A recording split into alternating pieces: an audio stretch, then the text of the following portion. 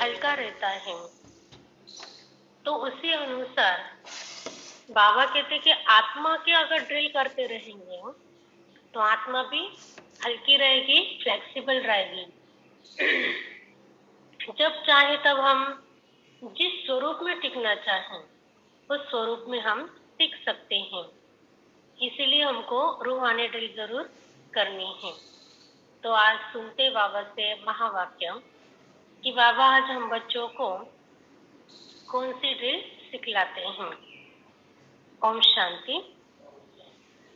आज बाबा कहते मीठे बच्चे, अशरीरी बनने की ड्रिल नंबर 1 ड्रिल है।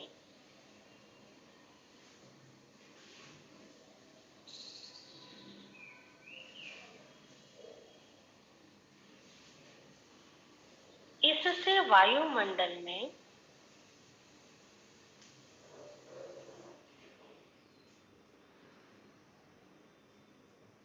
सन्नाटा छा जाता है।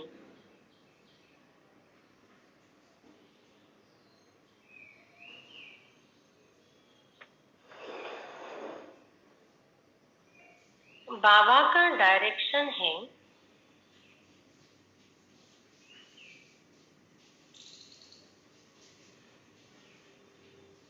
इसी ड्रिल का अभ्यास करो।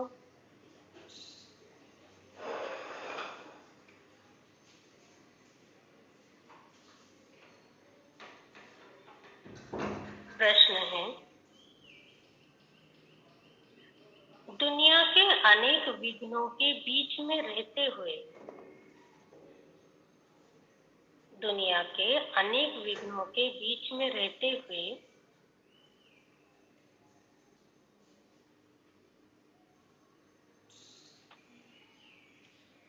एक रस और खुशी में कौन रह सकते हैं?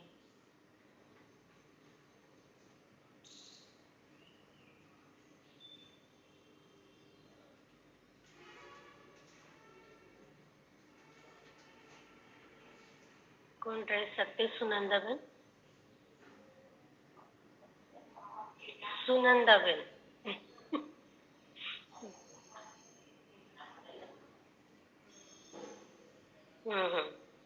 अच्छा, और बताओ अभी सुमन माता।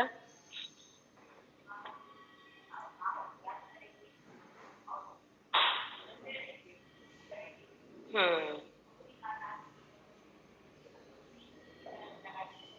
हम्म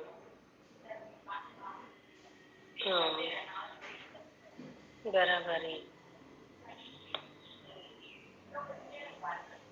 हम्म हम्म अच्छा,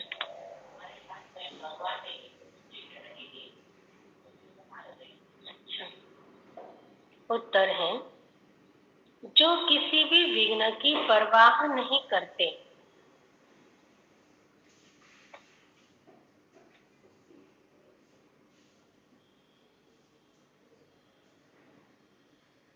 तुम्हारे दुश्मन तो अनेक हैं,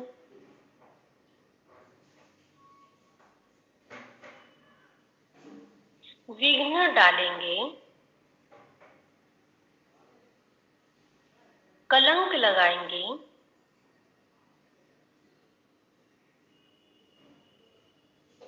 गाली देंगे।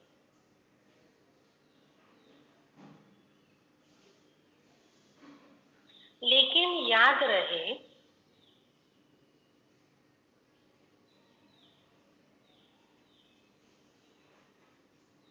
कि कलंक लगने से ही तुम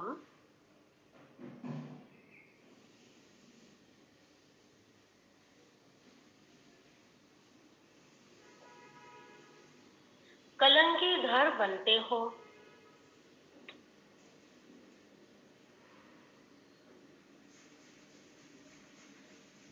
कहते हैं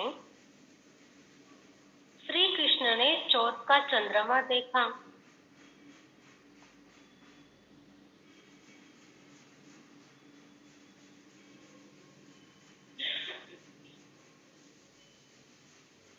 इसलिए उस पर कलंक लगे।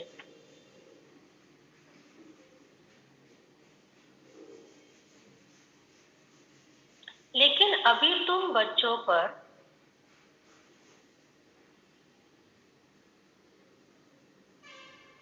बहुत कलंक लगते हैं।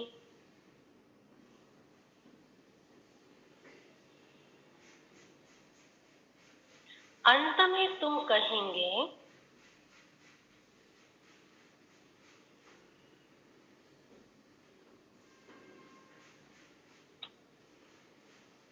हे भारतवासियों, देखो तुमने बहुत कलंक लगाए।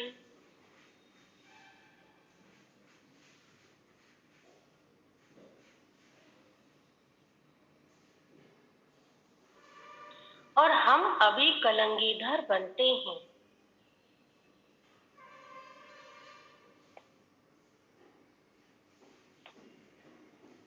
ओम शांति। बच्चों प्रति शिव बाबा का फरमान है। शिव बाबा कहते हैं, मैं ड्रिल टीचर हूँ। आज बाबा का कौन सा रूप है? ड्रिल टीचर, माना एक्सरसाइज सिखाने वाले। कहते हैं अशरीरी भव, बच्चे स्वधर्म में टिक जाओ। मनमना भव मामेकम याद करो। यह तो जानते हो अब धर्म की ग्लानि है। गीता में है यदा यदा ही धर्मस्य। यह श्लोक जन्म जन्मांतर हम गाते आए हैं। जब से भक्ति मार्ग शुरू हुआ, गीता का पाठ करते आए हैं।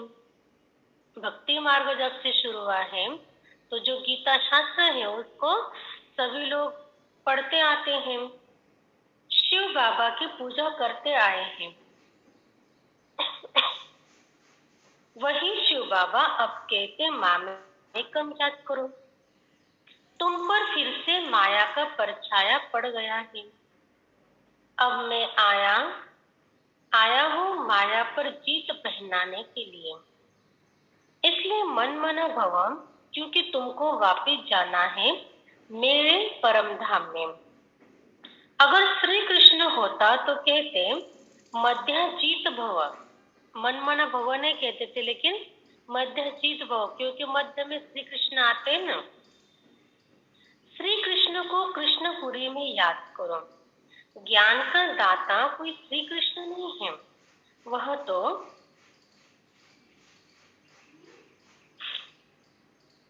तो है शिव। शिव की ही पूजा होती है, उनको परमात्मा कहा जाता है। तो हम आत्माओं को वहां जाना है, इसलिए बाबा ड्रिल सिखलाते हैं। यह है नंबर 1 ड्रिल, मन मना भव, अशरीरी भव। तुम सब ब्राह्मण उनको याद करेंगे। अगर कोई शूद्र यहाँ और कोई ख्यालात में बैठा होगा तो वायुमंडल को खराब कर देगा। उस एक को जब सभी याद करेंगे तो सन्नाटा छा जाएगा, क्योंकि वाइब्रेशन का भी असर होता है ना। तो बाबा कहते हैं कि हम अगर संगठन में बैठकर कोई इधर उधर की बातों को सोच रहा है तो जैसे कि वो वातावरण को दूषित करेगा। जैसे कि सवेरे सवेरे इतनी अच्छी स्वच्छ हवा होती है और वही कोई कहीं किसी जगह पर कूड़ा जला रहा है तो उसका जो धुआं होता है वो क्या करता है, डिस्टर्ब करता है। इतनी शुद्ध हवा होती है, उसमें वो धुएं की खुशबू आती रहती है, तो और भी धसका आदि लगता रहता है, खांसी आती है। तो ऐसे बाबा कहते कि शुद्ध वातावरण में कोई व्यर्थ की बातें सोचे तो उसका फिर प्रभाव वातावरण में आ जाता है। लेकिन वही सभी बैठकर इकट्ठा शिव बाबा को याद करें तो एकदम वातावरण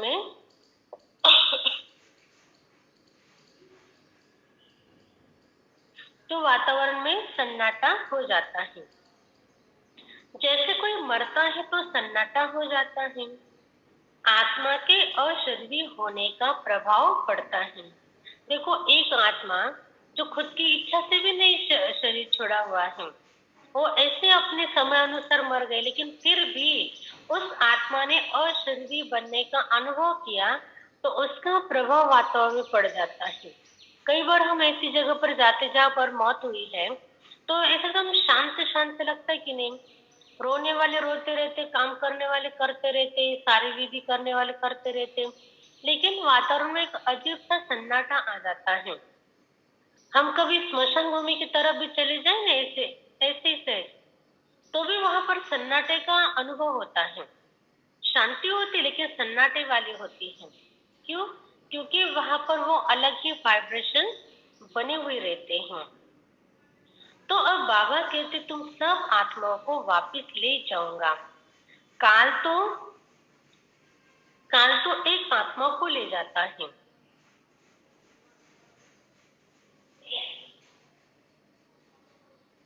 बाबा कहते काल तो एक आत्मा को ले जाते, और बाबा कौन है? कालों के काल हैं। तो इसलिए बाबा कहते मैं सबको लेने आया हूँ। वो तो एक एक को लेकर जाएगा, मैं सबको लेकर जाऊंगा। और मैं आता हूँ साधारण ब्रह्मातन में। मैं मनुष्य सृष्टि का बीज रूप चैतन्य हूँ। मैंने ही गीता सुनाई थी। देखो तुम्हारे पर अब कलश रखा है। तुम्हारे पर अब कलश रखा है ना। श्री कृष्ण की श्री कृष्ण की गोपियों को भी कलश दिखाते हैं ना। कहते हैं श्री कृष्ण ने मटकी तोड़ी। अब वो मटकी काहे की? तुम्हारे सिर पर जो विकारों की मटकी है उनको तोड़ते हैं। देखो शास्त्रों में जो भी गायन बना हुआ है उन सब गायनों का ना एक अर्थ है।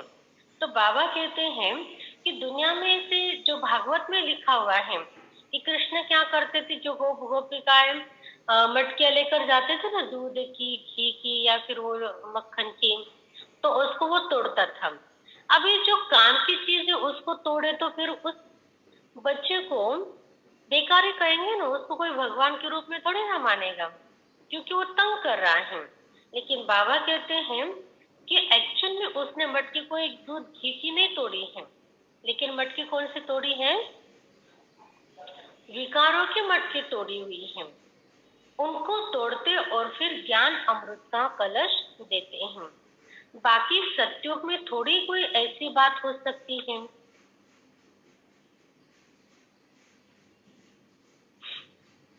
गोपियां तुम हो।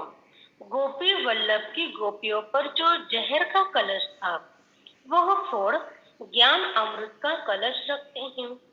तो इसमें बुद्धि बहुत अच्छी चाहिए, तब धारणा हो सकेगी। गोपियों का वल्लभ अर्थात बाबा तो है शिव बाबा। श्री कृष्ण को वल्लभ नहीं कह सकते। लिखा है कि गोपियों को भगाया। अब बाबा थोड़ी भगाएंगे। पिता अपने बच्चों को क्यों भगाएगा भला? जो पिता हैं वो अपने बच्चों को सुख के लिए वो उनकी व्यवस्था करेंगे।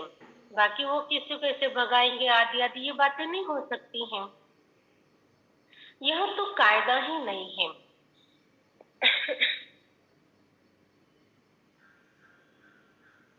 बाबा समझाते जब कोई महात्मा कहे कि शिव अहम, तो बोलो कि एक तरफ कहते हो महात्मा यह राज समझाना। सॉरी, जब कोई महात्मा कहे कि शिव अहम, तो उनको बोलो कि एक तरफ कहते हो महात्मा यानी महान आत्मा, फिर अपने को परमात्मा अथवा शिव अहम क्यों कहते हो? महान आत्मा तो पवित्र आत्मा ठहरे। यह राज समझाना है। इसको ज्ञान का धर्म युद्ध कहा जाता है। देखो ज्ञान का धर्म युद्ध, क्योंकि वो लोग अपनी बात को मनवाएंगे और हमें ज्ञान की बातों को लोगों तरफ पहुंचाना है। उन्होंने पास है शास्त्रों की मत और तुम्हारे पास है श्रीमत। बाबा कहते मैं आता ही तब हूँ जब राजयोग सिखलाना है। भारत के ऊपर ही यह सारा खेल है। हीरो हीरोइन का पार्ट भारतवासियों को मिला हुआ है। वास्तव में वंदे मातरम भी इन माताओं को कहा जाता है। वह लोग तो भूमि को मातरम कहते हैं। भूमि तो तत्व है। वो भले वो तत्व को रिस्पेक्ट देने के हिसाब से माता बोले तो कोई हर्जा नहीं, लेकिन बाबा कहते कि एग्जैक्टली भारत में रहने वाली जो माता बहनें हैं जिन्होंने विशेष दिव्य कर्म करके दिखाए हैं, तो उनके लिए कहेंगे वंदे मातरम। उनको थोड़ी माता कहा जा सकता है। इस धरती में रहने वाली तो तुम माताएं हो, तुमको वंदे मातरम कहा जाता है। वो भूमि को वंदे मातरम कहते हैं। तो जैसे कि भूत पूजा हो गए, भूत माना तत्व, पंचमहाभूत कहते हैं ना, तो तत्वों को भी भूत शब्द कहा जाता है। तो जैसे कि भूत पूजा हो गई, अभी तुम बच्चे योग बल से अपनी बादशाही लेते हो। अभी हम क्या करते हैं, योग बल से अपनी बादशाही लेते हैं। सब मेहनत करते रहते हैं पवित्र बन बादशाही लेने लिए। जिस तरफ साक्षात सर्व समर्थ सर्वशक्तिमान है, उनकी ही जीत होनी है। परमात्मा की महिमा बिल्कुल अलग है। वह आकर ड्रिल सिखलाते हैं कि माँ में कम याद करो। जैसे देखो कोई एक्सरसाइज करता है तो वो उसकी बॉडी एकदम फ्लेक्सिबल हो जाती है, जैसे चाहे वैसे उस बॉडी को मोड़ सकता है। तो बाबा कहते कि हम बच्चों को अपनी अवस्था को मोड़ करना आना चाहिए, क्योंकि अवस्था हमारी परिस्थिति अनुसार बदलने में टाइम नहीं लगता है, लेकिन उसको छोड़ के हमको अपनी अवस्था ऐसे बनानी है जब चाहे तब उस अवस्था को हम प्राप्त कर लेंगे। बाबा ने कई बार कहा कि बच्चे तुमको अभी अभी निराकार और अभी अभी फरिश्ता बनना है, अभी अभी देवता स्वरूप को धारण करना है। जो 5 स्वरूप है ना, तो उसको अलग अलग रीति से अपने में धारण करते रहो, ताकि परिस्थिति आने के बाद, क्योंकि विनाश काल में हमें ये 5 स्वरूपों की आवश्यकता पड़ेगी। क्योंकि कोई ऐसे होंगे अंत में जिन्हों का संकल्प होगा कि हम अपने इष्टों को देखें, तो इष्टों को देखें, ये स्वरूप का जब उनको संकल्प रहेगा तब हमें अपना इष्ट स्वरूप धारण करना आना पड़ेगा। अगर वो नहीं आएगा, उस समय हम फरिश्ता बन गए, तो उनकी दिल तो आधी अधूरी रह जाएगी, तो उनको वो अनुभव नहीं आएगा संपूर्णता का। तो को ये देखना पसंद पड़ेगा कि इन्होंने बाबा के बनने के बाद ये कहते थे कि हम ब्राह्मण बने, तो एग्जैक्टली ब्राह्मण माना क्या बने। तो ब्राह्मण स्वरूप में भी जो दिव्यता है वो उनको दिखाई देनी चाहिए। फरिश्ते स्वरूप की झलक उनको दिखाई देनी चाहिए। फिर कभी कभी निराकारी बिंदी भी उनको दिखाई देनी चाहिए। और फिर कभी कभी जो कई लोग ये कहेंगे कि ये कहते कि हम देवता बनने वाले हैं, तो कैसे बनेंगे देवता, तो उसको भी वो देखना चाहेंगे, संकल्प करेंगे कि हमको देखना है कि ये देवता कैसे बनेंगे। तो इसलिए बाबा कहते हैं ना कि बच्चे तुमको सामने वाले के संकल्प पे टच होने चाहिए। तो कौन सा आत्मा क्या संकल्प लेकर हमारे सामने आए हैं, ये हमको अंत में समझ में आना चाहिए। तो जिस संकल्प से वो हमारे पास आए हैं, वो संकल्प कैच होकर उसको उसी स्वरूप का हम साक्षात्कार कराएंगे, तो ही बाबा कहते वो हमको मानेंगे, तो ही उनकी अंतगति सुमति माना वो हमारे प्रति भावना लेकर शरीर छोड़ेंगे। और जैसे द्वापर युग आएगा तो हमारे प्रति भावना लेकर ही वो जन्म लेंगे, तो चाहे भक्त के रूप में या फिर सतयुग में आएंगे तो प्रजा के रूप में, जो भी है तो बनेंगे। इसलिए ड्रिल की भी बहुत आवश्यकता, फ्लेक्सिबल होना चाहिए। कभी फरिश्ते का योग कर लो, कभी निराकार अवस्था का योग कर लो, कभी तो ऐसे समझो कि मैं इष्ट देव या देवी हूँ, कभी कभी दैवी स्वरूप से स्वर्ग में भ्रमण कर लो, कभी कभी ब्राह्मण स्वरूप का तेज भी सबको, जैसे कि इमेजिन करो कि ब्राह्मण स्वरूप मेरा कंप्लीट हो गया है, और ब्राह्मण स्वरूप जो एकदम परफेक्ट है, ब्राह्मण स्वरूप माना क्या, उसमें तो कोई ड्रेस चेंज नहीं, साड़ी रहेगी, लेकिन उजला स्वरूप रहेगा, तेज रहेगा चेहरे पर, और एकदम परफेक्शन रहेगी कर्मों में। और सब तुमको दुख देने वाले हैं, सभी दुश्मन बन विघ्न डालते हैं। ये कोई नई बात नहीं है, हमको कोई दुनिया की परवाह थोड़ी है। दुनिया क्या कहती है, हमको नियमों को छोड़कर नहीं चलना है, लेकिन नियमों को धारण करने के बाद भी अगर कोई तंग करता है तो बाबा कहते फिर हमको उनकी परवाह नहीं करनी है। कोई होते हैं लोग क्या कहेंगे, मैंने सफेद कपड़े पहने तो लोग क्या कहेंगे, मैंने बैच लगाया तो लोग क्या कहेंगे। बाबा कहते ये इन बातों को तो बिल्कुल हमको ध्यान पर लेना नहीं, और भी हमारे सफेद कपड़े, हमारा बैच, ये तो हमारा सुरक्षा कवच बन जाता है। श्री कृष्ण के लिए कहते हैं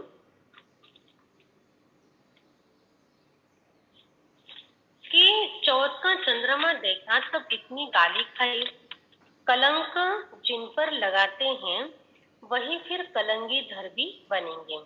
फिर अंत में कहेंगे, अरे भारतवासियों, तुमने हमें कितनी गाली दी, देखो हम यह बन रहे हैं, राज्य भाग्य ले रहे। देखो वही नेक्स्ट पॉइंट आ गई कि दैवी स्वरूप भी उनको दिखाना पड़ेगा, क्योंकि उनको लगेगा ना कि इन्होंने पुरुषार्थ के ये बार बार कहते थे कि हम देव बनने वाले, हम देव बनने वाले हैं, तो कैसे बनेंगे। तो उनको उस स्वरूप की भी झलक जरूर दिखानी पड़ेगी। तो अंत में वो जब जो संकल्प कर रहे होंगे ना कि ये तो बोल रहे थे कि देवता बनने वाले, तो अभी तो कुछ दिख नहीं रहा है, तो उनके सामने बराबर हमारा दैवी स्वरूप उनको साक्षात्कार के रूप में दिखाई देगा। लड़ाई के मैदान पर तो बहुत सहन करना पड़ता है, तो जो राज्य भाग्य देते उन पर बलिहार जाना पड़ता है। जैसे हमने इतिहास में कई लड़ाइयों को सुना है, जैसे बाजीराव को, शिवाजी महाराज को, महाराणा प्रताप को, झांसी की रानी को, कितने सारे शूरवीर लोगों की कहानियां सुनी हैं। जब वो युद्ध के मैदान में जाते थे तो क्या ऐसे बहुत आलीशान से ऐसे जाते थे क्या, एकदम सुख सुविधाओं को लेकर। उनको खाने का ठिकाना नहीं रहता था। जब युद्ध शुरू होते थे तो टाइम पर खाने को भी नहीं मिलता था, सोने को भी नहीं मिलता था। प्रजा तो फिर भी आराम से सो पाती थी, लेकिन राजा को तो इतना लड़ना पड़ता था। उनके जो सेनापति आदि होते थे, मंत्री आदि होते थे, जो सैनिक होते थे, उन सबको बहुत लड़ना पड़ता था। कहीं हाथ कट जाते थे, कहीं पर पेट कट जाता था, कहीं पर पैर कट जाते थे। कैसे कैसे भयानक उन्होंने जख्मों को सहन किया होता है।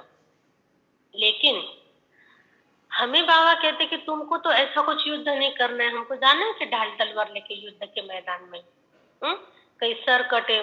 बाजीराव के लिए तो कहते थे कि जब वो पावन खिंड को लड़ रहे थे तो गर्दन धड़ से अलग हो गई थी, फिर भी उन्होंने उसके बाद भी कितने सैनिकों को मारा था। तो बाबा कहते हमें तो ऐसा कुछ सहन नहीं करना पड़ रहा है, तो हमारी परीक्षा फिर कैसी होगी। हमारी परीक्षाएं इंसानों से होगी, प्रकृति से होगी। कभी देखो तो बीमारी की तरफ से परीक्षा आएगी, कभी लौकिक परिवार से, कभी अलौकिक परिवार से, कभी कहाँ से तो कभी कहाँ से। तो इन सब परीक्षाओं को पास करते हुए भी हमको फिर भी मजबूत होकर चलना है। देखो कल तो हमने ये मूल्य नहीं पढ़े थे, लेकिन ऐसे अनाज भोजन करते करते ज्ञान की चर्चा निकली, तो उस समय यही टॉपिक हमारा निकला था कि कैसे कैसे दिन देखने को मिल रहे, कैसी कैसी घटनाएं सुनने को मिल रही है।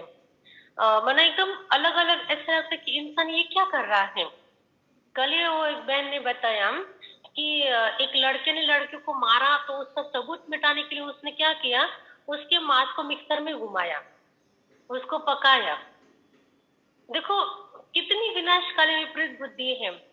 तो फिर ऐसे जब चर्चा निकली तो अंत में फिर ऐसा भी होगा, जो ब्राह्मण परिवार है ब्राह्मण परिवार की परीक्षाएं लेगा, क्योंकि सब तरफ से मोह मोह नष्ट मोह बनना है ना। क्योंकि कोई बहुत अच्छा चलेगा तो उसमें ऑटोमेटिकली क्या हो जाता है, हमारा अटैचमेंट आ ही जाती है, तो उससे भी तोड़ना है। तो ऐसे बाबा कहते तुम तो सीधी उंगली से तो कुछ कर नहीं रहे हो, मैं तो रोज तुमको ज्ञान सुना तो तुम ऐसे करो वैसे करो वैसे करो, लेकिन तुम तो जैसे कि तैसे रह जाते हो। तो फिर क्या करता हूँ, मैं उंगली टेढ़ी करता हूँ। मतलब परिस्थितियां आती हैं, जब परिस्थितियां आती तो अपने आप फिर नष्ट मोह बन ही जाते हैं। जैसे देखो किसी को बोल दिया कि आपको इनमें ज्यादा अटैचमेंट नहीं रखनी है, तो क्या हम सुनते क्या सच में। ऐसे अभी भी कितने सारे लोग हमारे जीवन में जिनके प्रति हमारा कुछ ना कुछ एक्स्ट्रा फीलिंग है, भले हम मोह नहीं कहें, कि नहीं हम कुछ नहीं, हम उनके बगैर भी रह सकते हैं ये वो, लेकिन एक्स्ट्रा फीलिंग फिर भी है कि नहीं, ये थोड़ा अच्छा है ना तो थोड़ा इसको जरा ज्यादा टोली दे दो, ये थोड़ा सा अच्छा नहीं है तो इसको जाने दो, मैं इसकी तरफ देखूंगी भी नहीं, इसको अवॉइड करूंगी, ये अच्छा है तो इसको साथ लेकर जाऊंगी, अच्छा नहीं तो इसको नहीं लेके जाऊंगी। तो ऐसी ऐसी बातें भी सामने आना माना ये भी क्या है, ये भी हमारी जो फीलिंग्स है किसी के प्रति, चाहे लगाव की है, चाहे नफरत की है, चाहे झुकाव की है, कोई भी है, एक्स्ट्रा कुछ भी है तो बाबा उसको भी क्लीन करना चाहेगा। फिर जिनसे हम बहुत मोह रखते ना, वही अगर उठपटांग चलने लगे तो अपने आप उनसे हम टूट जाते हैं, अपने आप उनका वैराग्य आ जाते, सोचते नहीं नहीं ये नहीं चाहिए। अभी फॉर एग्जाम्पल चलो हमारे ऊपर भी किसी का मोह होगा, हम वो हमको बहुत पसंद करते, जानबूझकर थोड़ा सा उनके खिलाफ चलना शुरू कर दो तो क्या होगा, उनकी नहीं सुनो, वो कह रहे बैठो, हम कहेंगे नहीं मुझे नहीं बैठना है, वो कह रहे अच्छा ये करो, हम कहेंगे नहीं मुझे नहीं करना है। ऐसा थोड़ा उल्टा चल के देखो तो क्या होगा, कितने दिनों में वो खत्म होगा उनका। हम्म 2-3 दिन में उनको अंदाज आएगा कि ये तो बहुत बिगड़ गया अभी, कहीं आजकल ये बदल गए हैं, अच्छा नहीं चलते हैं, पता नहीं इनको क्या हो गया है। ऐसे करते करते फिर धीरे धीरे हमसे दूर होते जाएंगे, तो सामने वाले की भी ऐसी तकलीफ हमको होगी, तब जाके हम, चाहे स्थान है, चाहे व्यक्ति है, चाहे वस्तु है, चाहे वैभव, चाहे पदार्थ है, वही हमको इतना तंग करेगा जो उससे हम बराबर तंग होकर दूर होना पसंद करेंगे। इसलिए बाबा कहते हैं कि तुम्हारी ये परीक्षा होगी, तुमको ये सहन करना है, और जो राज्य भाग्य देने वाले हैं तो उन पर हमको बलिहार जाना पड़ता है। ये शिव बाबा समझा रहे, ये दादा अपने को भगवान नहीं समझते, इसलिए शिव बाबा कहते बच्चे यह तुम्हारा कल्प कल्प का पाठ है। तुम भी कहेंगे जब जब धर्म की ग्लानि होती है तब तब बाबा आते हैं, तुम्हें भी कहेंगे जब जब धर्म की ग्लानि होती तब तब बाबा आते हैं। अब बाबा आए हुए हैं और हम बाबा से वर्षा ले रहे हैं। निमंत्रण पत्र में भी लौकिक बाबा के हद के वर्षे और पारलौकिक बाबा के वर्षे वाली पॉइंट बहुत अच्छी लिखी हुई है। बेहद के बाबा से ही बेहद का वर्षा मिलता है। लक्ष्मी नारायण को बेहद का वर्षा किसने दिया? बाबा ने। तो यह सब समझने की बातें हैं। हमारा यह सितम सहन करने का भी पार्ट है।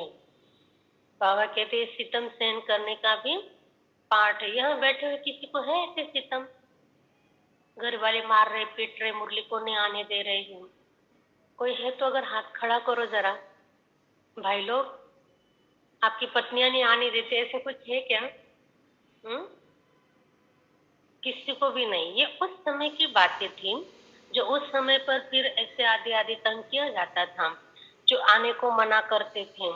लेकिन बाबा कहते कि हमारा अलग पार्ट है। उन लोगों को फिजिकल विरोध हो रहा था, माना जाने नहीं दिया जा रहा था, लेकिन अभी हमको मेंटली विरोध है। माना कोई कुछ नहीं कह रहा है, हम खुद अपनी मर्जी से क्या करते हैं, जाने दो आज बहुत ज्यादा ठंडी पड़ गई ना इसलिए आज नहीं जाएंगे मुरली को, बहुत ज्यादा बरसात हो रही है ना तो नहीं जाएंगे आज मुरली को। तो ये किसका विरोध है? बरसात भी नहीं कहते कि मैं गिर रही इसलिए तुम नहीं जाओ कहीं पर। देखो फिर क्या कहते हैं हम, नहीं बरसात बहुत हो रही थी ना तो इसलिए फिर नहीं गए।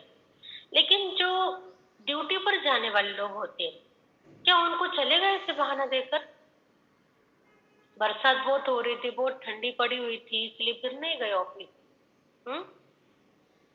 जब वो अपने आप को फिर भी तैयार करके, ऑप्शन तो दिया हुआ है ना, बरसात हो रही तो छाता भी अपने पास, रेनकोट भी होता है, तो ये सुविधा हम कर सकते हैं। लेकिन फिर भी मन की कमजोरी जब होती है ना तो फिर ऐसे बहाने निकल आते हैं।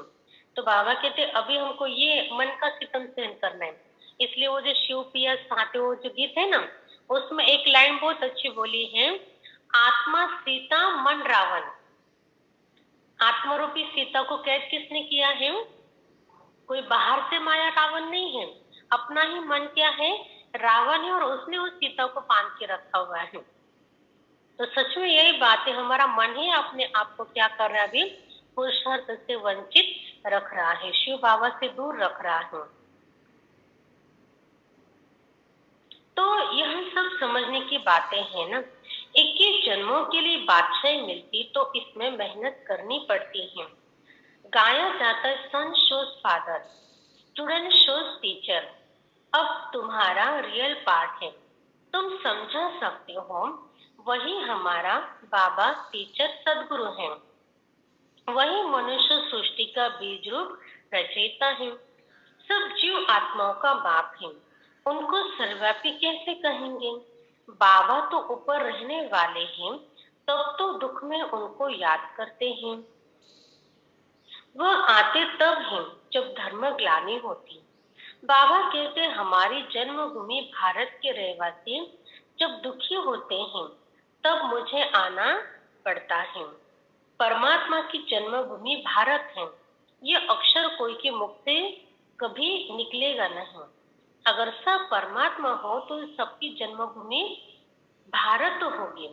बाबा कहते हैं सभी प्रिसेप्टर्स को भी मैं मुक्ति धाम में ले जाता हूँ। प्रिसेप्टर माना जो संत होते हैं, सन्यासी होते हैं, तो बाबा कहते कि उनको मैं मुक्ति धाम में ले जाता हूँ।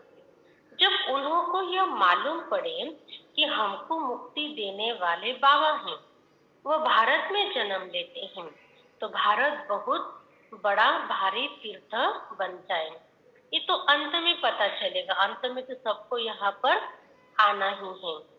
समझो, सभी को मालूम पड़े परंतु आ कैसे सके? सबको मालूम तो पड़ जाए, लेकिन मालूम कैसे पड़े? सभी तो भारत में आ न सके। इतना तो अन्न नहीं है भारत में जो सारी दुनिया वाले यहाँ पर आकर रहे और फिर आने के बाद क्या करें, यहाँ पर भोजन करें। तो बाबा कहते इतना भोजन तो है नहीं भारत में। यह सुनकर बहुत बहुत खुश होंगे कि ओहो, हमारा बाबा जो इन गुरु आदि को भी मुक्ति देते हैं, उनका जन्म भारत में होता है। जन्म माना जैसे हमारा जन्म होता है वैसे वाला बाबा का जन्म नहीं होता है। जैसे हम पहले 9 महीने गर्भ में थे, फिर जन्म हुआ, फिर छोटे से बड़े हो गए, तो शिव बाबा को ये प्रोसेस नहीं लागू पड़ती है। शिव बाबा डायरेक्ट पर काया प्रवेश करते हैं। अभी ऑनलाइन वालों को, कई लोगों को शायद कोर्स नहीं हुआ तो उनका ये मालूम नहीं होगा उनको कि भगवान इस संसार में कैसे आते हैं। तो उसकी शॉर्ट में स्टोरी बता देती हूँ। मैंने जो उसकी जो विधि है वो ऐसी होती है।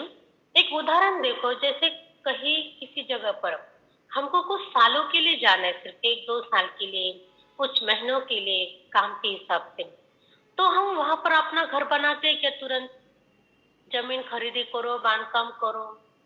जाना है सिर्फ 2 महीने के लिए और जमीन खरीदी किया और बांधकाम करने में लग गए, 2 महीने तो ऐसे पूरे हो जाएंगे। तो इसलिए कोई ऐसे तुरंत घर नहीं खरीदी करते हैं, ना कोई फ्लैट खरीदी करते, ना कोई बंगला खरीदी करते हैं। लेकिन क्या करते हम? भाड़े से लेते हैं, किराए से कमरा ले लेते हैं, वहां पर अपने दिन निकाल लेते हैं, काम पूरा होगा वो छोड़कर चले आते हैं। तो परमात्मा भी कहते हैं शरीर ये आत्मा का घर है और शिव बाबा को इस दुनिया में परमानेंट रहना नहीं है। जैसे हम आत्मा को अपनी पूरी जीवन जीनी है तो हमको जिंदगी भर जीना है यहाँ पर, इसीलिए फिर हमको अपना खुद का घर चाहिए होता है। लेकिन शिव बाबा को यहाँ पर हमेशा के लिए रहना नहीं है, इसलिए फिर वो पर काया प्रवेश करते हैं। माना जो दादा लेखराज होते हैं उनके तन में प्रवेश कर फिर ये ज्ञान हमको सुनाते, जब चाहे तब आते थे, जब चाहे तब वो निकल जाते थे। तो बाबा कहते कि मुझे शरीर का बंधन भी नहीं चाहिए, इसलिए बाबा का जन्म होता है, लेकिन ये अवतरण वाला जन्म होता है।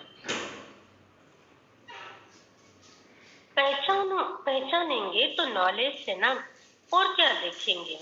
ब्राह्मणों में जब किसकी सोल आती है तो उनके भी बोलने से पहचानते हैं ना। बिगर बोलने पहचान कैसे हो सकती है? बात करने से मालूम पड़ेगा। पुराने जमाने में जो पितृ खिलाते थे, श्राद्ध खिलाते थे, तो उस समय जो उपास करो होता था ना, वो ब्राह्मण रहता था। मना कहते थे कि उनके नाम से आप भोजन खा लेना।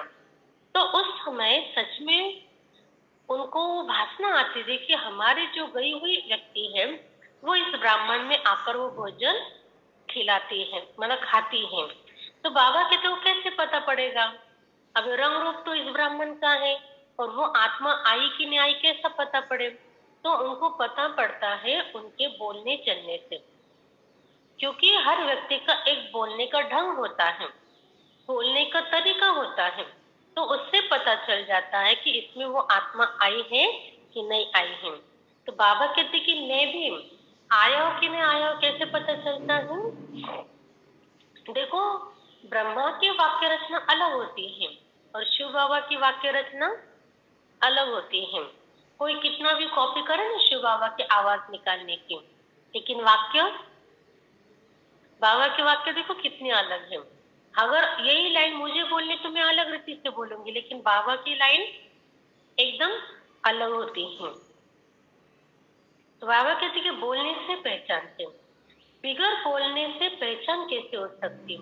बात करने से मालूम पड़ेगा बरोबर फलानी आत्मा है। शिव बाबा भी जब नॉलेज दी तब समझे कि शिव बाबा बोलते हैं। देखो, इसी स्वरूप को भक्ति मार्ग में गायन किया हुआ है, निर्गुण निराकार और सगुण साकार। भगवान के लिए दोनों गायन है ना।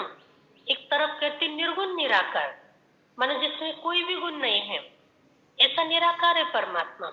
लेकिन दूसरी तरफ कहते कि सगुण साकार, माना साकार भी है, माना शरीर का आकार भी है और साथ में सर्वगुण भी है उसमें। अभी एक ही अस्तित्व के लिए ऐसे दो दो बातें कैसे बोल दी? ऐसे कोई कहेगा आप बहुत अच्छी हो, कोई कहेगा आप बिल्कुल अच्छी नहीं हो। एक तो अच्छी होंगी या तो बुरी होंगी ना मैं। तो ऐसे शिव बाबा के लिए दोनों वाक्य इसलिए बोले गए। एक्चुअल में देखा जाए, जब शिव बाबा परम धाम में रहते हैं तो बाबा निराकार रहते हैं, शरीर नहीं है। और शरीर ही नहीं है तो शिव बाबा में क्या गुण है और क्या अवगुण है, कुछ पता चलेगा? पता चलेगा नहीं। लेकिन जब शिव बाबा साकार में आते हैं तब उनमें क्या ज्ञान है, क्या गुण है, क्या शक्तियां है, ये हमको तब पता चलती जब वो अवतरण लेकर इस संसार में आते हैं। जैसे अपने पास वो मेमोरी कार्ड होता है ना, 1 GB से लेके पता नहीं अभी 100 GB तक भी निकला होगा। तो उस मेमोरी कार्ड को देखने से पता चलता है कि इसमें क्या क्या मटेरियल भरा हुआ है। सॉन्ग्स है, फिल्म है, लेक्चर है कि म्यूजिक है, ये ऐसी बड़बड़ रिकॉर्ड की हुई है, कुछ भी पता नहीं चलता है। लेकिन जैसे उसको कुछ प्ले करने के लिए इंस्ट्रूमेंट मिल जाए, मोबाइल में डालो या कंप्यूटर में डाल दो, लैपटॉप पे डाल दो, उसको जब प्ले करते तब पता चलता है कि इसमें क्या क्या भरा हुआ है। तो बस सेम टू सेम वही अवस्था शिव बाबा की परम धाम में जब होते हैं तो कोई बात मालूम नहीं कि शिव बाबा एग्जैक्टली है कैसे, क्या करते क्या नहीं करते हैं। लेकिन जब वो अवतरण करते हैं तब उनके सारे गुण हमको प्रत्यक्ष रूप में अनुभव करने को मिलते हैं। ज्ञान यह तो दे न सके, यह सिवाय बाबा के कोई समझा न सके। कभी कभी कोई कहते हैं हम शिव बाबा से बात करें परंतु उनको पहचानेंगे कैसे, समझ भी नहीं सकेंगे। बुद्धि से समझना चाहिए कि ये नॉलेज बाबा के सिवाय कोई दे नहीं सकता। देखो, कहाँ कहाँ बच्चियां बिगर देखे तड़प रही हैं। माना उस समय कोई कोई बच्चियों को ज्ञान तो मिल गया, शिव बाबा को देखा भी नहीं था, ब्रह्मा बाबा को देखा भी नहीं था, लेकिन फिर भी तड़प रहे थे कि हमको जाके बाबा से मिलना है। तो जरूर उनकी ताकत है जो खींचती है। तो शिव बाबा का जो आकर्षण है वो उन आत्माओं को बराबर आकर्षित करती है, कशिश होती है। तो उनको सफेद पोष का साक्षात्कार कराते हैं। फिर उनको साक्षात्कार होता है कि ऐसे ऐसे सफेद वस्त्र वालों के पास आप चले जाओ तो आपको भगवान से मिलना हो जाएगा।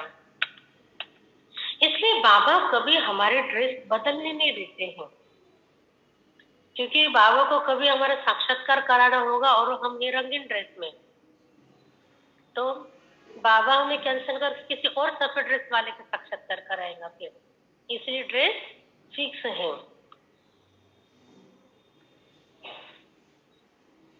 तो उनकी नॉलेज से मालूम पड़ता है बहुतों को भिन्न भिन्न प्रकार के साक्षात्कार भी होते हैं, परंतु उनसे क्या फायदा? तुम्हारा काम नॉलेज से है, ये नॉलेज कोई दे न सके। तो ये सारा गुप्त पाठ हुआ ना। कहते हैं मैं आत्मा का रूप धारण कर इसमें प्रवेश हो जाता हूँ। तो यह नॉलेज इतनी बाबा ही देते हैं, हम थोड़े जानते थे। बाबा देखो कितनी कमाल करते हैं, कहते हैं मुझे अपना वारिस बनाओ। देखो क्या कमाल करते हैं, क्या कमाल करते हैं।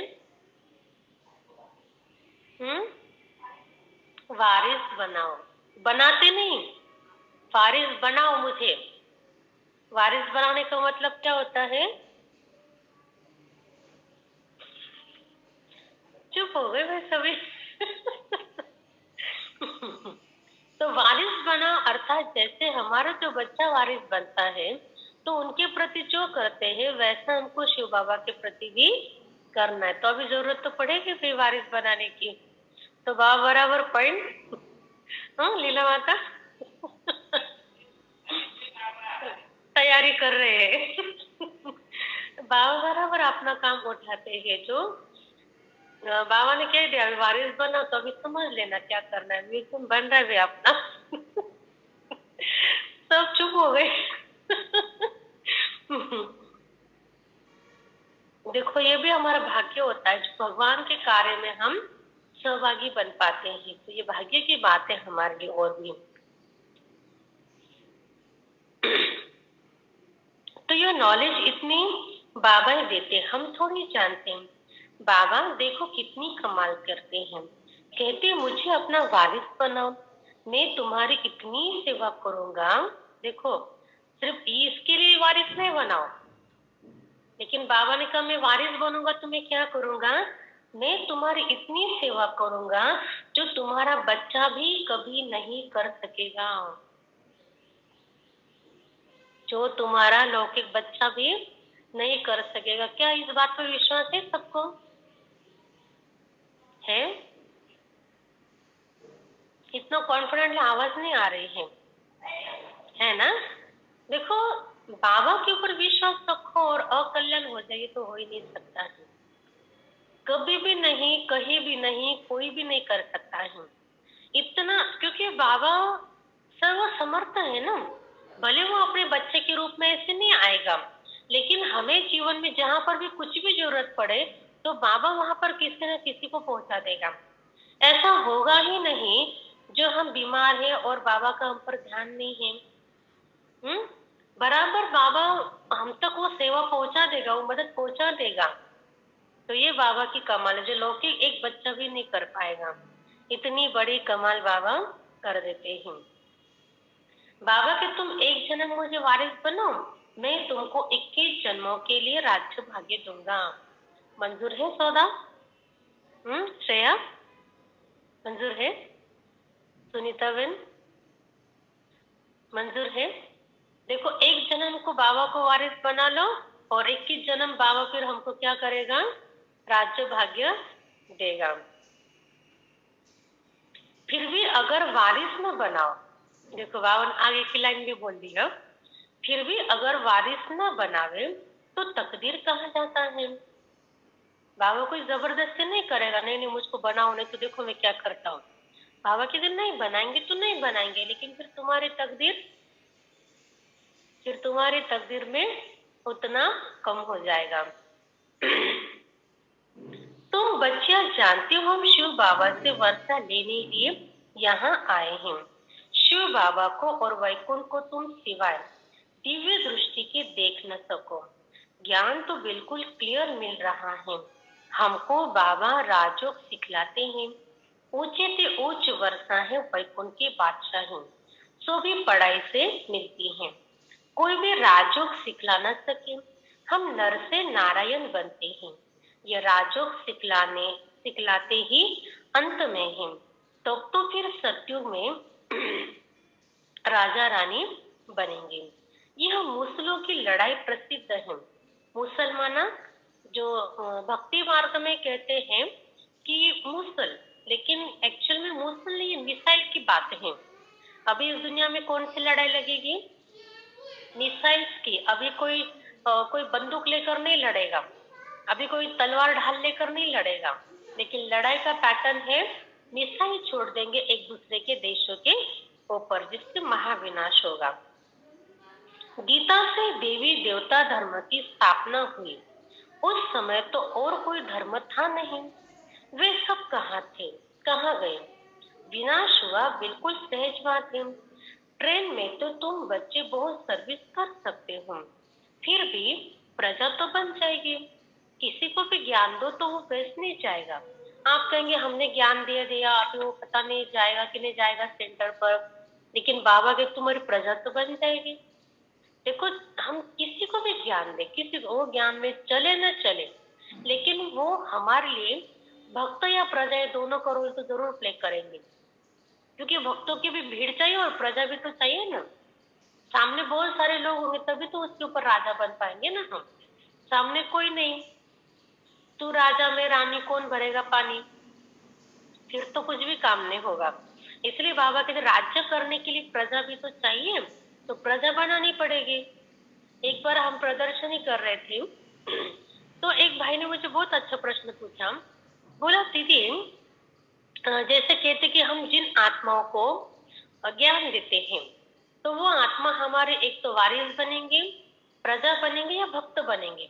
लेकिन कई बार ऐसे होता है कि हम एक ही व्यक्ति को कई लोग ज्ञान देते हैं।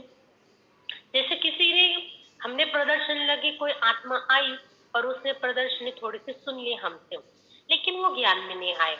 लेकिन फिर किसी जगह पर चले गए, ट्रेन में, बस में, उसको कोई और आत्मा, कोई बहन या कोई माता, कोई भाई ज्ञान देने के निमित्त बने। फिर भी उनको थोड़ा सा अच्छा लगा, लेकिन फिर भी वो सेंटर पर ज्वाइन नहीं हुए। और कुछ दिनों के बाद, कुछ सालों के बाद उनके जीवन में कोई समस्या आ गई और फिर वो सेंटर पर जाने लगे। तो फिर अभी इतने 3 लोगों ने उनको ज्ञान दिया, तो इन तीनों में से किसके राज्य में जाएंगे? किनका वारिस बनेंगे, किनका भक्त बनेंगे और किनका प्रजा बनेंगे? तो मैंने कहा जिसने बीज बोया वो नहीं पिंच होगा उसके। अच्छा, उसके राज्य में चले जाए। और क्या कहेंगे? लॉजिक लगाओ जरा गायकवाड़ सर। जागरण गोंधा करेंगे ऐसा? और अंजुमन?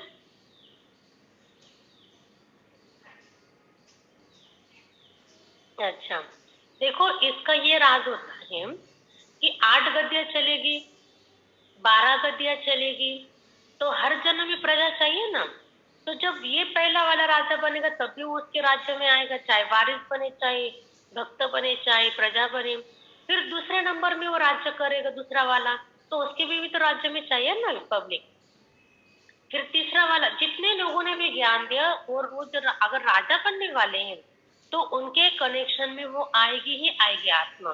चाहे 10 लोगों ने भी ज्ञान दिया ना, तो भी 10 लोगों के सामने उसको किसी न किसी रूप से जरूर जरूर आना पड़ेगा, चाहे वारिस बनकर, चाहे प्रजा बनकर, चाहे भक्त बनकर, वो सामने आएगा जरूर। इसलिए हमारा ज्ञान देना ना वेस्ट नहीं जाता है। कोई कहे कि हमने इतने लोगों को ज्ञान दिया लेकिन कोई आता ही नहीं है, लेकिन मेले माला खड़ों में कितने लोग जाते हैं? वो थोड़े ना पक्के भक्त होते हैं, लेकिन भीड़ तो दिखती नहीं। देवी कुल बहुत लोग आते दूर दूर से, इसके मेले में बहुत दूर दूर से लोग आते हैं, तो ये भी नाम हो जाता है। इसलिए सेवा करने में कोई भी कंजूसी नहीं करनी। और अभी हमको तो देखो कितनी बड़ी संधि मिल रही है। जब हमारा स्थान बन जाएगा पांगरी पर, जो जमीन मिली हमको, तो उस सब में देखो हम सब भागीदार रहेंगे। तो जितने भी आत्माओं को वहाँ शफा मिलेगी, ज्ञान मिलेगा, परिचय मिलेगा, उन सबका शेयर हमको भी मिलने वाला है।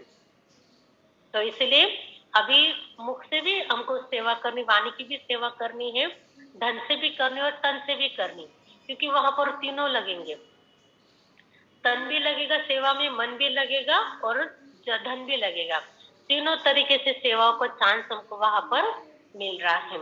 तो बाबा कहते हैं कि गाड़ी का डिब्बा ही तुम्हारी प्रजा बन जाएगी। गाड़ी के डिब्बे में अगर ज्ञान दे दिया ना, तो बाबा के तो डिब्बा ही क्या होगा। अभी मेरे ख्याल से ट्रेन में 72 बर्थ होते हैं, है ना। 72 बर्थ होते हैं, तो 72 लोग भी हमारे इसमें शामिल हो जाएंगे ना। वैसे तो ज्यादा लोग बैठते हैं, जन मना कभी कभी वेटिंग वाले भी बैठे हुए रहते हैं, तो 72 तो कम से कम बनेंगे ना हमारे प्रजा में आएंगे, चाहे भक्त बनेंगे। बैठकर सुनेंगे तो उनको बहुत अच्छा लगेगा। लिटरेचर हाथ में होना चाहिए, साथ में लाडला श्री कृष्ण भी होना चाहिए। लिटरेचर कुछ भी हो, बाबा कहते साथ में क्या करो, लाडला श्री कृष्ण भी होना चाहिए, माना उसकी भी फोटो रखो साथ में। आज बाबा ने पहली बार मुरली में ये शब्द यूज किया है, लाडला। अच्छा, मीठे मीठे सिखिलते बच्चों प्रति माँ पिता बाप दादा का याद प्यार और गुड मॉर्निंग। रूहानी बाबा के रूहानी बच्चों को नमस्ते।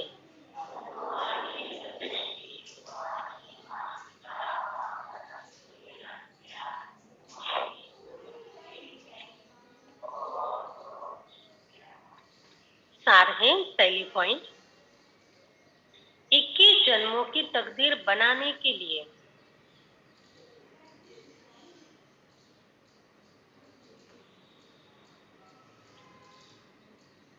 शिव बाबा को अपना वारिस बनाना है।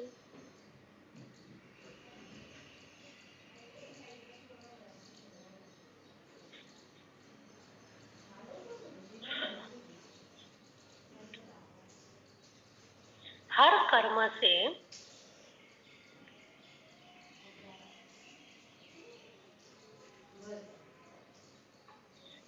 बाप टीचर सदगुरु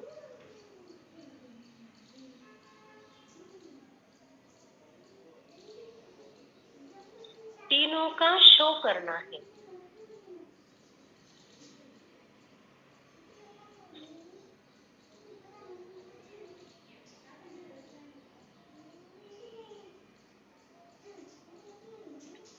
दूसरी पॉइंट है, ज्ञान क्लियर मिल रहा है,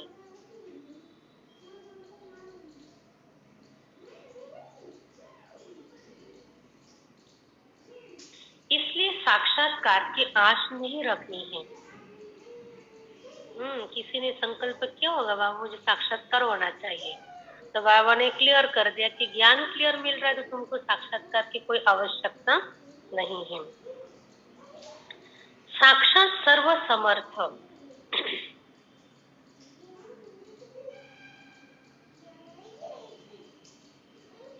बाबा हमारे साथ हैं,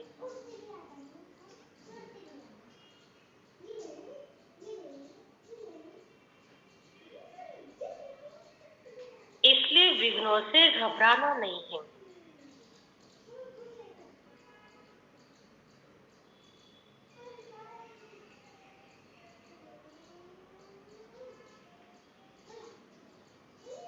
वरदान है, मेरा बाबा के स्मृति स्वरूप द्वारा, मेरा बाबा के स्मृति स्वरूप द्वारा स्वरूप में टिक गए, इसी स्मृति के रिटर्न में समर्थित स्वरूप बन गए। जो जितना स्मृति में रहते उतना उन्हें समर्थियों का अधिकार प्राप्त होता है। जहाँ स्मृति है वहाँ समर्ति है ही, थोड़ी भी विस्मृति है तो व्यर्थ है। इसलिए सदा स्मृति स्वरूप तो समर्थ स्वरूप बनो। देखो ऑनलाइन वाले भी इस बात को पक्का करो, जितना हम बाबा को अपना मानते जाए बनाते जाए तो उतना हमारी समर्थ्य आती जाती, क्योंकि मेरा कौन है ये बात भी अगर याद रहे ना तो उस नशे में हम रह सकते हैं। और ये जो हमारा नारायणी नशा है ना, ये नशा हमको और भी सुरक्षा कवच प्रदान करता है। हम डरते रहते पता नहीं क्या होगा कैसे होगा, तो वो और ही हमारे कवच को ढीला बनाते हैं। सुरक्षा कवच माने जो ओरा है हमारा, वो डैमेज होता जाता है। इसलिए ना बाबा के ऊपर इतना बलिहार जाओ, इतना विश्वास रखो बाबा के ऊपर। और सच में कई अनुभव ऐसे हैं, कई माताओं के अनुभव हैं जिनके पास अंत में कोई साथ में नहीं था, शरीर छोड़ने पर थे, अंत में कोई साथ नहीं था, लेकिन फिर भी बाबा ने उनको अनुभूतियां कराई कि जैसे कि उनका बच्चा उनके साथ में है। बाबा ऐसे नहीं कहते, भगवान जब कह रहा है कि मैं तुमको तुम्हारे बच्चे से भी ज्यादा मैं प्यार दूंगा, पालना दूंगा, तो भगवान ऐसे थोड़ी ना बोलेंगे। तो उनमें वो क्षमता है निभाने की, तभी तो इतनी बड़ी बात बोल देते हैं। जबकि जो दिखता ही नहीं वो ऐसी बात बोले ही फिर क्यों, कि तुम्हारे बच्चे से भी ज्यादा मैं तुमको पालना दूंगा, संभालूंगा। तो बाबा में है वो समर्थ्य, बस हमारे विश्वास की कमी है। विश्वास बढ़ जाए, 100% हो जाए, तो फिर बाबा से वो पालना भी हमको आती रहेंगे। स्लोगन है, हार्ड वर्कर के साथ साथ, हार्ड वर्कर के साथ साथ स्थिति में भी सदा हार्ड बनो।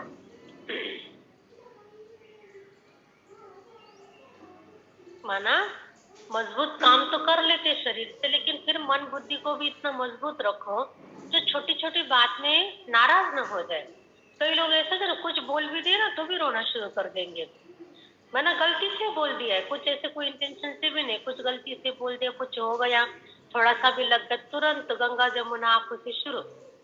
तो बाबा कहते स्थिति में हमको इतना मजबूत बनना है, जैसे मजबूती से काम करते हैं हाथों से, तो ऐसे मजबूत अवस्था भी हमको बनानी है। मातेश्वरी जी के मधुर महावाक्य, सृष्टि की आदि कैसे होगी। देखो मम्मा की विशेषता थी, जो शिव बाबा ने ज्ञान सुनाया ना, वो शिव बाबा तो प्लेन प्लेन बातें सुना देते थे, लेकिन उनकी जो गहराई है, शब्दों का भावार्थ।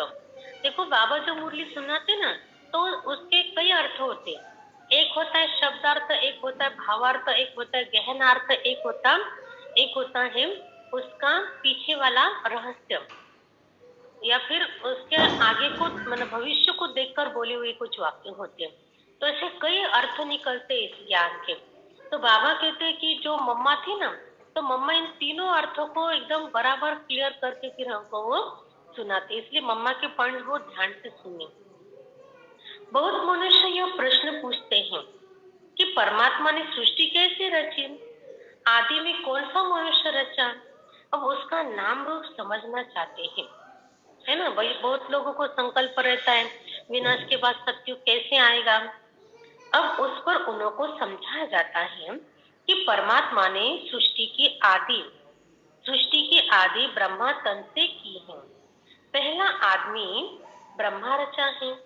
तो जिस परमात्मा ने सृष्टि की आदि की है, तो अवश्य परमात्मा ने भी इस सृष्टि में अपना पार्ट अवश्य बजाया है। अब परमात्मा ने कैसे पार्ट बजाया, पहले तो परमात्मा ने सृष्टि को रचा। पहले क्या किया, सृष्टि को रचा, उसमें भी पहले ब्रह्मा को रचा। तो गोया पहले ब्रह्मा की पवित्र आत्मा हुई, वही जाकर श्री कृष्ण बनी। उसी तन द्वारा फिर देवी देवताओं की सृष्टि की स्थापना की। तो दैवी सृष्टि की रचना ब्रह्मा तन द्वारा कराई है। तो देवी देवताओं का आदि पिता ठहरा ब्रह्मा। ब्रह्मा तो श्री कृष्ण बनते हैं, वही श्री कृष्ण का फिर अंत का जन्म ब्रह्मा तन है। अब ऐसे ही सृष्टि का नियम चलता आता है। अब वही आत्मा सुख का पाठ पूरा कर दुख के पाठ में आती है। तो रजो तमो अवस्था पास कर फिर शूद्र से ब्राह्मण बनते हैं। तो हम हैं ब्रह्मा वंशी, तो शिव वंशी सच्चे ब्राह्मण। अब ब्रह्मा वंशी उसको कहते हैं जो ब्रह्मा के द्वारा अविनाशी ज्ञान लेकर पवित्र बनते हैं। तो इससे सिद्ध है कि इस सृष्टि का आदि पिता है बाबा। कौन सा, ब्रह्मा बाबा। तो बाबा कहते हैं, मतलब मम्मा कहती हैं कि लोगों को रहता है कि आदि पुरुष कौन है इस संसार का, जो आदम कहते ना, आदम फिर ईव फिर एडम, ऐसे ऐसे नामों से जिनके लिए सोचते हैं, तो बाबा कहते हैं कि वो तो फिर ब्रह्मा ही है, क्योंकि ब्रह्मा के तन में आकर शिव बाबा ने नई सृष्टि की रचना की ना, सृष्टि रची और फिर वही आत्मा जाकर उस सृष्टि में श्री कृष्ण बनती है। तो इस हिसाब से आदिदेव हुए प्रजापिता ब्रह्मा। तो ऐसे बाबा कहते सभी को यही नियम लगता है। हम भी आत्माएं जो यहाँ पर साधारण दिख रही है, हम ही फिर आगे चलकर जो सत्युग में हमको दैवी पार्ट मिलने वाला है, उस पार्ट को प्ले करने के लिए ये शरीर छोड़कर वहां पर चले जाएंगे। अच्छा, ओम शांति। आज है 10 नंबर की पॉइंट। अपने रिकॉर्ड को ठीक रखने के लिए सर्वों को रिगार्ड दो। देखो आज बाबा ने कहा है कि रिकॉर्ड ठीक करना है, तो क्या करना पड़ेगा? सबको रिगार्ड देना पड़ेगा। रिगार्ड माना सम्मान। सबको सम्मान देंगे तो सबके साथ हमारा अच्छा व्यवहार रहेगा, और व्यवहार अच्छा तो फिर रिकॉर्ड हमारा अपने आप अच्छा हो जाएगा, क्योंकि किसी के साथ गलत चले ही नहीं ना, तो फिर अपने आप रिकॉर्ड भी अच्छा हो जाता है। तो जितना जो सर्वों को रिगार्ड देता है उतना ही अपना रिकॉर्ड ठीक रख सकता है। दूसरे का रिगार्ड रखना अपना रिकॉर्ड बनाना है।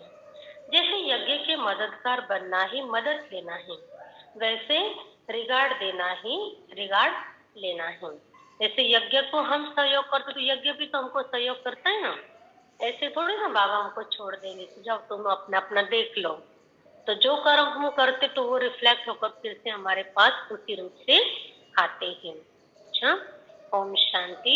सारा दिन यही स्मृति में रखो कि शिव बाबा हमारा वारिस है। ऑनलाइन पर भी जो सुन रहे हैं तो उन्होंने भी शिव बाबा को अपना बड़ा बच्चा बना लो। चाहे आपको छोटे बच्चे कितने भी हो, 2 हो, 3 हो, 1 हो, लेकिन उसमें भी बड़ा बच्चा शिव बाबा है। और उसके प्रति हमको वही पालना देनी है जो हम अपने सगे बाप को सगे बच्चों को देते हैं। तो उसी रीति से हमको वो अनुभव भी करना है।